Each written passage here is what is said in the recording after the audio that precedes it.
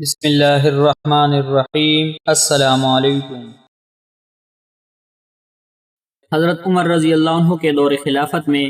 حضرات صحابہ نے محمد صلی اللہ علیہ وآلہ وسلم کی عظیم الشان پیشن گوئی کے مطابق شاعران کے کسرہ کے محل کی اینٹ سے اینٹ بجا دی اور نہتے ہونے کے باوجود اپنی ایمانی قوت اور توکل علی اللہ و اعتماد علی اللہ کی برکت سے حیرت انگیز ریکارڈ قائم کر دیا۔ یہ محل اس عظیم حکومت کا بنایا ہوا تھا جس کے جاہ و جلال سے کبھی روم کے محلات لرزہ کرتے تھے، مگر صحابہ کرام نے اس طاقت کے غرور کو خاک میں ملا دیا۔ اس محل کی ایک دیوار اب تک باقی ہے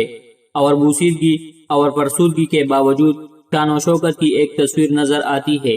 اور اس قدر مضبوط اور مستحکم ہے کہ حضرات صحابہ کرام رضی اللہ عنہم کے دور میں جہاں آج کل کی طرح محیر العقول ایجادات موجود نہیں تھی، اس محل کا توڑا جانا ناممکن نظر آتا ہے، مگر صحابہ کرام رضی اللہ عنہم کے جذب ایمانی نے اس پیکری سطوط عمارت اور محل کو خاطر میں نہ لایا۔ خلیفہ منصور نے اپنے دور خلافت میں چاہا کہ کسرہ کے محل کی اس موجودہ دیوار کو توڑ کر اس کے ملبے سے حاصل ہونے والی رقم سے انتفاع کیا جائے، تو اس نے مشورہ کیا اور سبھی مشیروں نے بادشاہ کی حامی بھر لی، مگر ایک ایرانی مشیر نے کہا کہ آپ اس دیوار کو ہرگز نہ توڑوائے،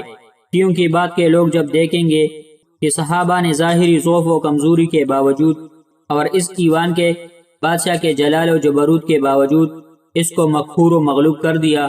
تو ان کو کوئی شک نہ ہوگا کہ یہ سب اللہ کے حکم سے ہوا ہے اور اللہ ہی کی ان کے ساتھ تائید و نصرت رہی ہے۔ مگر بادشاہ کی سمجھ میں اس کی بات نہیں آئی اور اس نے اس دیوار کو توڑنے پر مزدور لگا دیے، مگر چند ہی دنوں میں اندازہ ہو گیا کہ اس دیوار کو توڑنے پر جتنا خرچ آئے گا اس کا 10واں حصہ بھی اس کے ملبے سے حاصل نہ ہوگا، کیونکہ وہ انتہائی مضبوط اور مستحکم ہے۔ اس لیے بادشاہ نے اس کام کو رکوانے کا ارادہ کیا، مگر کام کو رکوانے سے پہلے اس نے اپنی اسی ایرانی مشیر کو پھر بلایا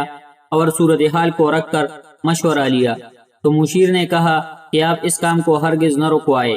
اور کہا کہ میں نے پہلے جو مشورہ دیا تھا کہ آپ اس دیوار کو نہ توڑوائے، اس کی وجہ یہ تھی کہ اس دیوار کے باقی رہنے سے صحابہ کرام کی ایمانی قوت و طاقت کا اندازہ بعد میں آنے والوں کو ہوگا کہ ایسے مضبوط محل کو چند صحابہ کرام نے کس طرح توڑا ہوگا۔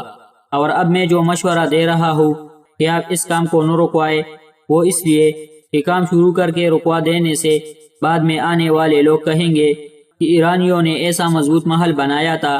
کہ اس کی دیوار کا ایک حصہ توڑنا بھی اسلامی حکومت کے بس میں نہیں تھا۔